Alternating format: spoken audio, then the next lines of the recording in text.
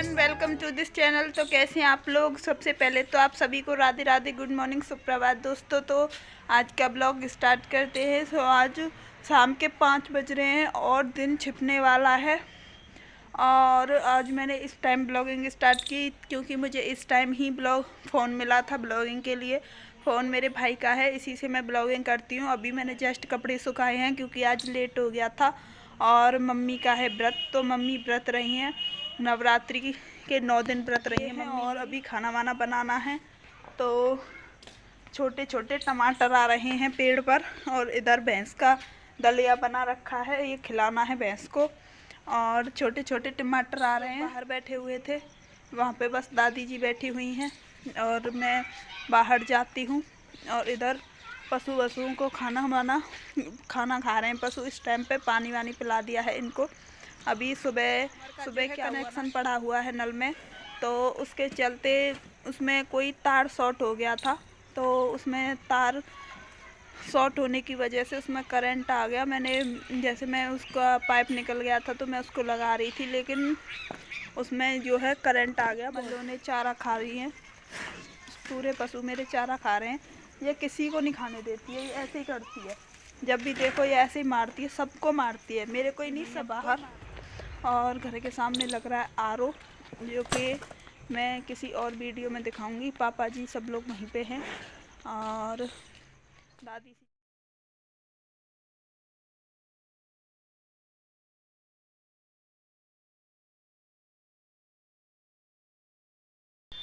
तो यहाँ पे आ चुकी थी ये, तो बहुत ज़्यादा प्यारी है ये, इसका नाम है जिया, जो कि बहुत ही ज़्यादा क्यूट है।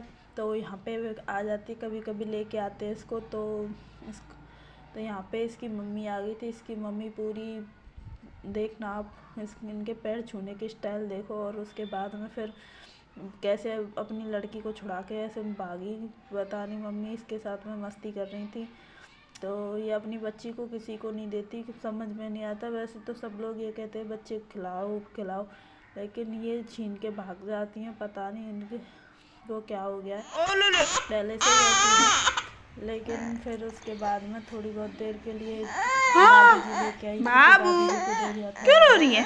क्यों? इसको लेके आई थी, इसके साथ में बहुत ज़्यादा मस्ती कर रही थी दादी जी। और इसका रोना देखो, वहाँ पे कितने सारे बच्चे मस्ती कर रहे हैं, कितने सारे बच्चे हैं वहाँ पे मस्ती कर रहे हैं बहुत ज़्यादा वो।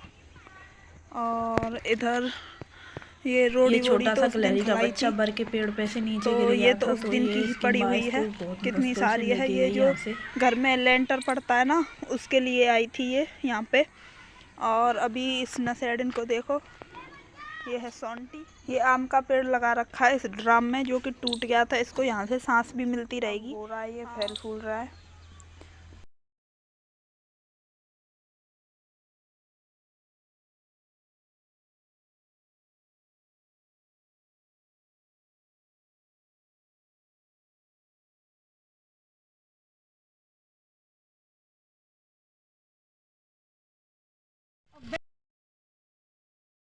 यहाँ पे मेरा और दादी जी से मैं बात कर रही थी। मेरा आज रिजल्ट खुला था बीए फर्स्ट ईयर का, तो मैं उनसे बात कर रही थी कि बता रही थी उनको कि कैसा रहा। तो उन्होंने मेरी भी पूछा। और मेरी एक कजन सिस्टर मेरे साथ ही है, बीए फर्स्ट ईयर में ही है वो भी, उनके लिए भी पूछ रही थी। उसके बाद में जब भरना था पानी, तो मैं आज ही नल ठीक हुआ है हमारा, तो ख़राब हो गया। आ जाता है। ये मैंने मंगाए थे समा के चावल मम्मी के लिए।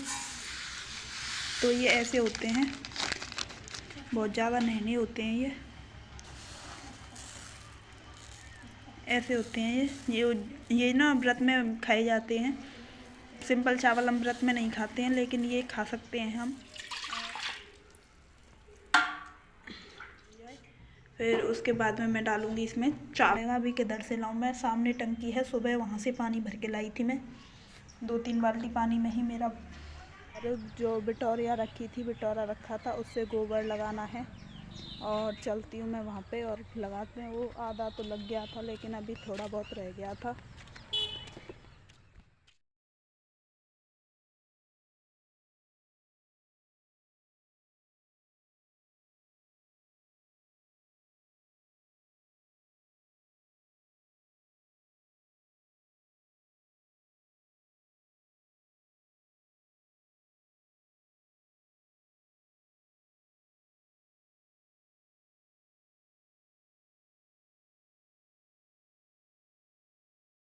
तो अभी चलती हूँ मैं, बिटौरा से गोबर लगाना है, उसको धोना है क्योंकि बारिश आ गई तो बहुत ज़्यादा गड़बड़ हो जाएगी। और इधर आके मैंने थोड़ी बहुत हेल्प की इनकी, और उधर दादी जी बिल्कुल भी नहीं मानी, तो बोली कि नहीं मुझे लगना है, काम करना है, तो इसलिए दादी जी भी लग गई। क्योंकि मम्मी का व्रत है तो इतना सारा काम मम्मी कर नहीं पाती, इस वजह से दादी जी भी साथ में लग गई। फिर उसके बाद में ये करके फिर हम लोग घर पे चले गए। थोड़ी देर बाद आगे देखना क्या होता है।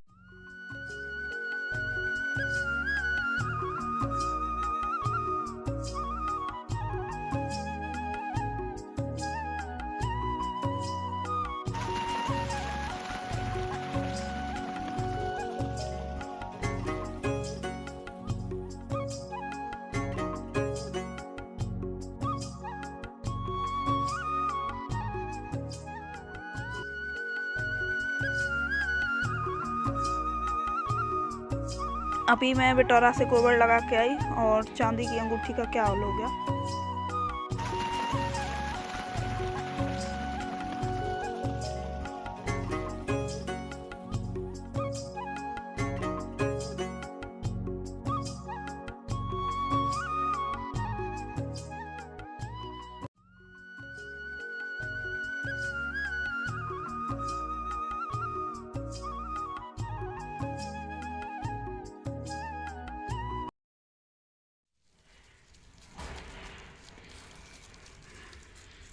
तो मैं जब गोबर लगवा रही थी तो गोबर की वजह से मेरी हाथ की जो उंगली में अंगूठी थी वो इतनी ज़्यादा काली हो गई थी। मैंने उसको आके साफ़ किया। फिर उसके बाद में घर पे आके मैंने चाय ही बनाई थी कि इंद्र देवता ने दस्तक दे दी। इंद्र देव के मन में पता नहीं क्या है, किसानों की फसल डुबाने में लगे हुए हैं और बहुत दुख होता है यार।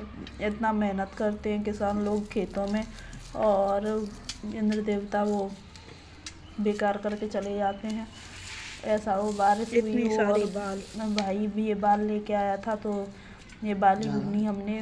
तो अब फर्स्ट टाइम ट्राई किया है। अभी आपके जो गेहूं की फसल है उसमें से तो ये पहली बार ही आई है घर पर। और ये अपने हाथ दिखा रहा था कि देखो गाइस मेरे हाथ कैसे हो गए हैं।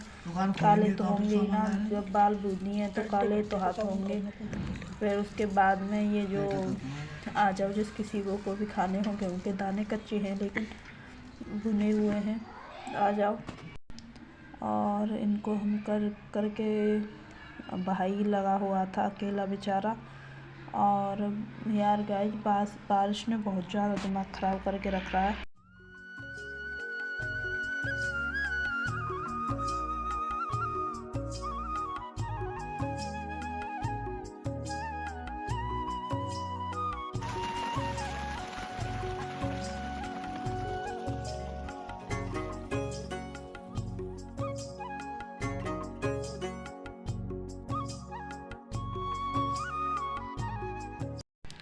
जहाँ पर उन्हें मसीहा के रूप में पूजा जाता है, आज की स्थिति यह हो गई है कि उनकी मेहनत फीका हो गई। दिन रात मेहनत करने के बावजूद भी वह चैन से 2 वक्त की रोटी भी उसे नसीब नहीं होती। वह पूरे देश को अन्न खिलाने वाला आज बेबस और निराश बैठा है। वह हमेशा अपनी फसल को आधे भाव में बेचकर फिर भी लगन और मेहनत करता है।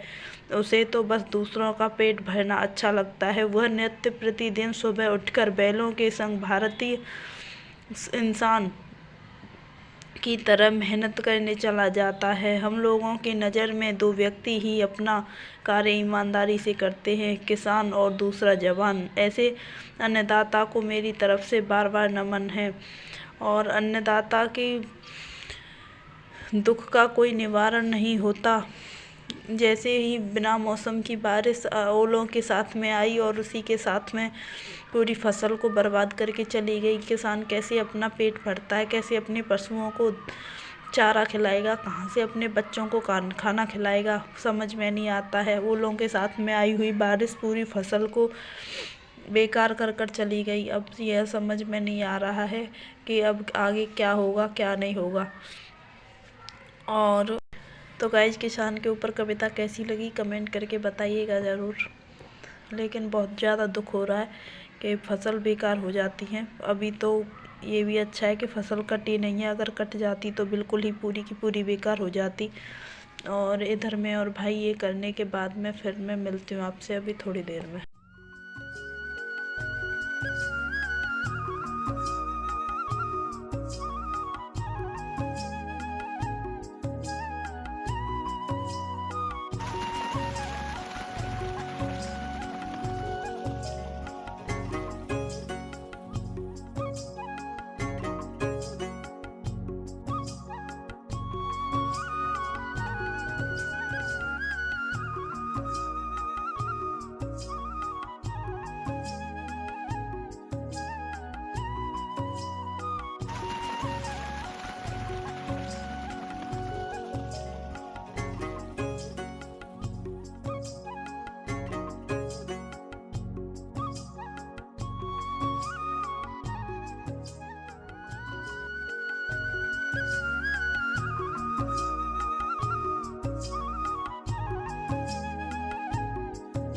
तो आज के ब्लॉग में बस इतना ही। वीडियो पसंद आई हो तो लाइक कमेंट शेयर सब्सक्राइब करना बिल्कुल भी ना भूलें। मिलते हैं नेक्स्ट ब्लॉग में। Bye bye.